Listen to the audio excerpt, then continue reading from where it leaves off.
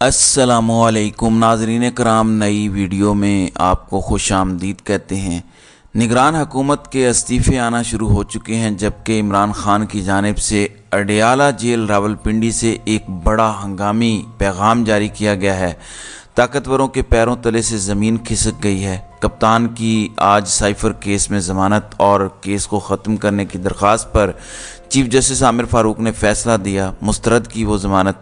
अब उसके बाद तहरीरी फ़ैसला भी आ चुका है, उस पर भी कुछ बात करेंगे। तो आपको अंदाज़ा होगा कि इस मुल्क के अंदर किस तरह की बेशर्मी हो रही है। सबसे पहले इमरान खान की जानिब से अडयाला जेल रावलपिंडी से एक हंगामी पैगाम जारी किया गया है, जो कि पाकिस्तानी कौम के लिए है।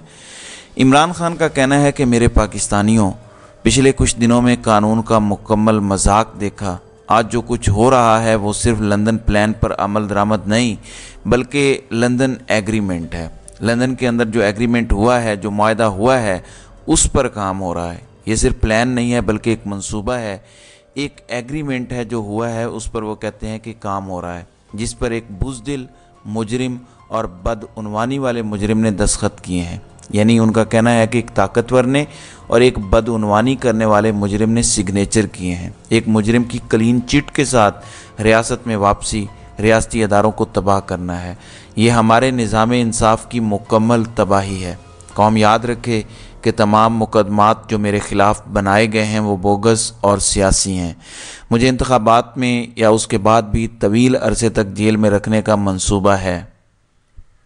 यानी एक तो इलेक्शन तक, और इमरान खान कहते हैं कि इलेक्शन के बाद भी मुझे जेल में रखने का मंसूबा है। मेरी कौम में बढ़ती हुई सियासी बेदारी और बंद कमरों की साजिशों के ख़िलाफ़ बढ़ती हुई मुज़ाहमत इन्हें खौफज़दा करती है।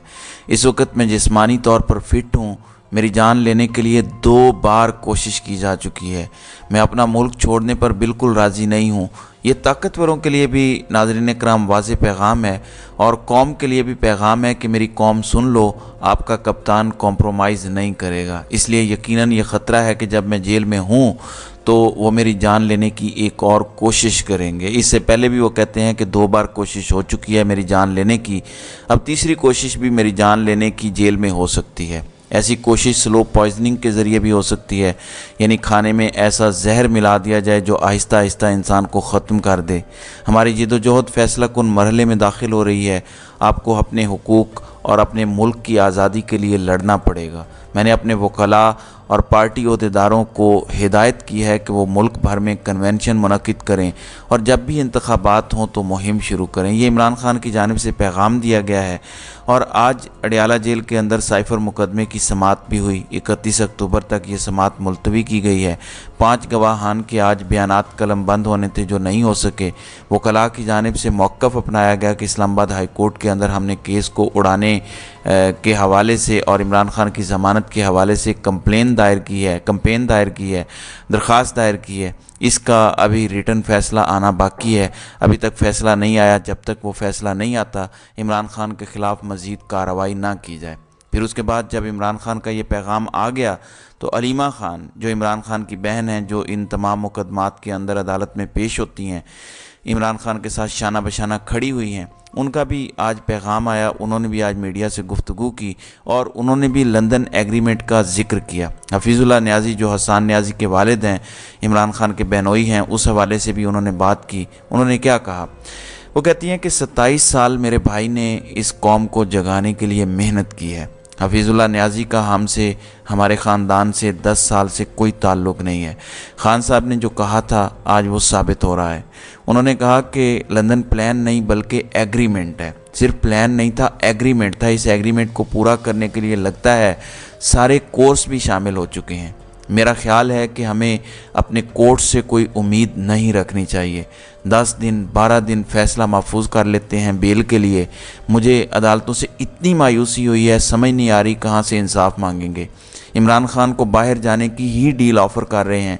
तो अलीमा खान ने भी बताया कि इमरान खान को ये डील ऑफ़र की जा रही है कि मफरूर, इश्तिहारी, भगोड़े नवाज़ शरीफ की तरह आप भी मुल्क से बाहर चले जाएं। लेकिन इमरान खान ने जो पैगाम जारी किया है उसमें उन्होंने वाज़ेह कर दिया है कि ख़बरदार, मैं मुल्क नहीं छोड़ूंगा, किसी कीमत पर अपना मुल्क नहीं छोड़ूंगा। अब नाज़रीन इकराम, इलेक्शन कमीशन के अंदर एक दरख्वास्त की गई कि ये जो निगरान वफाकी हुकूमत है इसके अंदर जानिबदार वज़रा हैं। इस पर नोटिस जारी हुआ अनवारुल हक काकड़ को। अब खबर ये आई है कि वज़ीर आज़म के प्रिंसिपल सेक्रेटरी सैयद तौकीर शाह मुस्ताफ़ी हो गए हैं। अहद चीमा और फ़ुआद हसन फ़ुआद का भी मुस्ताफ़ी होने का इम्कान है क्योंकि इनका ताल्लुक़ नून लीग से है। तौकीर शाह पहले शहबाज शरीफ के प्रिंसिपल सेक्रेटरी थे तो उनका झुकाव भी मुकम्मल तौर पर नून लीग की तरफ था, वो भी मुस्ताफ़ी हुए हैं। अब दीगर दो वफाकी वज़रा अहद चीमा और फ़ुआद हसन फ़ुआद साबिक़ प्रिंसिपल सेक्रेटरी नवाज़ शरीफ के, उनके भी मुस्ताफ़ी होने का इम्कान है। अब हफीज़ुल्लाह न्याज़ी जिसके हवाले से अलीमा ख़ान ने कहा कि उनके साथ हमारा 10 साल से कोई ताल्लुक़ नहीं है, वो एक दावा करते हैं।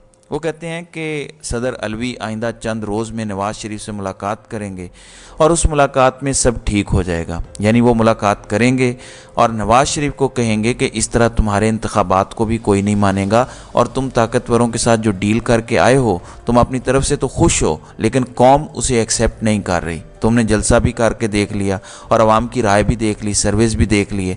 लिहाजा बेहतर यह है कि अगर तुम मुतालबा करते हो कि तराजू के पलड़े बराबर हों और लेवल प्लेइंग फील्ड मिले तो सबको लेवल प्लेइंग फील्ड मिलनी चाहिए। तो हफीज़ुल्लाह न्याज़ी कहते हैं कि इसके बाद सब बेहतर हो जाएगा। फिर कल आपको पता है एक मुलाकात फजलुर रहमान और PTI के वफद के दरमियान हुई। बज़ाहिर तो इन्होंने कहा कि हम फातिहा खानी करने गए थे, लेकिन उसमें भी बहुत कुछ हो रहा है। पीपल्स पार्टी के चेयरमैन बिलावल भुट्टो ने भी कल बड़ा वाज़ेह कह दिया कि अगर PTI इंतखाबात के अंदर ना हुई तो इन इंतखाबात के नताइज को कोई नहीं मानेगा। अब एक और ख़बर सुन लें। नाज़रीन इकराम, आज जो फैसला आया साइफर केस में इमरान खान की ज़मानत नहीं होगी, मुकदमा डिस्चार्ज नहीं किया गया, उस फैसले को अब सुप्रीम कोर्ट में चैलेंज किया जाना है क्योंकि हाई कोर्ट से अब फैसला आ चुका है। अब PTI की लीगल टीम ये कहती है कि हम सुप्रीम कोर्ट के अंदर काजी फ़ायज़ ईसा के सामने ये मुकदमा रखेंगे, हम सुप्रीम कोर्ट के अंदर इसको चैलेंज करने जा रहे हैं। फिर ये जो तहरीरी फ़ैसला आया है इसमें लिखा क्या गया है, जवाज़ क्या बनाया गया है, इमरान खान की अपील ख़ास तौर पर ज़मानत मुस्तरद करने का जवाज़ क्या है, ज़रा ध्यान से सुनिएगा। नाज़रीन इकराम, साइफर केस में तहरीरी हुक्मनामा जारी किया गया जिसके मुताबिक वज़ीर आज़म को आइन में दिए गए इख्तियारात से ज़्यादा कैबिनेट सेक्रेटरीट के सेक्रेटरी की जानिब से बनाए गए रूल्स को अहमियत देनी चाहिए थी। इनका कहना है कि जब सेक्रेटरी ने कह दिया था कि इसको डी क्लासीफाई नहीं करना और इसको पब्लिक नहीं करना, इस पर आवाज़ नहीं उठानी क्योंकि अमेरिका नाराज़ हो जाएगा, तो फिर वज़ीर आज़म को सेक्रेटरी की बात माननी चाहिए थी। हालांकि आइन वज़ीर आज़म को ऐसा करने का इख्तियार देता है, लेकिन वज़ीर आज़म को आइन को पीछे रख के सेक्रेटरी की बात को ज़्यादा अहमियत देनी चाहिए थी, यानी आइन की परवाह नहीं करनी चाहिए थी। मतलब एक सेक्रेटरी आइन से सुपीरियर है। वो आइन जिसके तहत काजी फ़ायज़ ईसा चीफ जस्टिस हैं, वो आइन जिसके तहत general Asim Munir army chief हैं, वो आइन जिसके ज़रिए हलफ उठाया हुआ है आमिर फ़ारूक ने, इस्लामाबाद हाई कोर्ट के चीफ जस्टिस ने, जिस आइन के तहत हलफ उठाया हुआ है, जिस आइन की वजह से वो हाई कोर्ट के चीफ जस्टिस हैं, वो कहते हैं कि इस आइन को अहमियत नहीं देनी चाहिए थी। इनके सेक्रेटरी ने जब कह दिया था कि इसके नुकसानात होंगे, इसकी ये कीमत अदा करनी पड़ेगी, तो फिर उनको उसी पर अमल दरामद करना चाहिए था, सेक्रेटरी की बात को ज़्यादा अहमियत देनी चाहिए थी। आइन ने बेशक इख्तियारात दिए हैं, बेशक वज़ीर आज़म डिफ़ाइन करता है कि क्या सीक्रेट है, गो आइन में है कि वज़ीर आज़म डी क्लासीफाई कर सकता है डॉक्यूमेंट को, गो आइन तो देता है इख्तियार, लेकिन आइन को जूती की नोक पर रखना चाहिए था, आइन की परवाह नहीं करनी चाहिए थी। जो एक ब्यूरोक्रेट ने कह दिया था उसकी बात को नहीं माना गया, वज़ीर आज़म ने आइन पर अमल किया, लिहाजा इसलिए इमरान खान की ज़मानत रिजेक्ट की जाती है। तो ये एक इंतहाई फजूल और घटिया लॉजिक है। ये नहीं कि गैर आइनी काम किया है, ये नहीं कि इख्तियारात नहीं देता आइन, अमल नहीं किया गया सेक्रेटरी की बात को जिसको ज़्यादा प्रायोरिटी देनी चाहिए थी। तो ये लॉजिक जो है ये इस्लामाबाद हाई कोर्ट की जानिब से पेश की गई है। अब नाज़रीन इकराम, इसके बाद PTI ने सुप्रीम कोर्ट से रुजू करने का फ़ैसला कर लिया है। अब बॉल काजी फ़ायज़ ईसा के कोर्ट में है। क्या जमहूरियत का नाम लेने वाला, आइन की बात करने वाला काजी एक मुल्क की इज़्ज़त बचाने वाले को ज़मानत देता है या उसे सज़ा होने देता है? लेकिन लंदन प्लान, लंदन एग्रीमेंट, उसके इमरान खान ने आज पड़खचे उड़ा दिए हैं।